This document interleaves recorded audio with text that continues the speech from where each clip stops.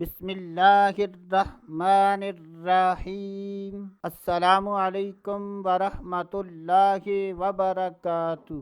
آج کی اس ویڈیو میں بات کریں گے امتحان میں کامیابی کا روحانی علاج۔ اگر کوئی یہ چاہتا ہے کہ اس کو امتحان میں کامیابی ملے اور وہ پاس ہو جائے، یا ایسے افراد کے جو وقتاً فوقتاً امتحان دیتے رہتے ہیں اور ان کو کامیابی نہیں ملتی، تو ایسے افراد کو چاہیے کہ وہ اس قرآنی وظیفے کو کر لیں، تو انشاءاللہ عز و جل اللہ عز و جل کے فضل و کرم اور اس قرآنی وظیفے کی برکت سے امتحان میں کامیابی ملے گی۔ یہ وظیفہ 5 نمازوں کے بعد کرنا ہے۔ ہر نماز کے بعد سورۃ الاخلاص، قل هو اللہ احد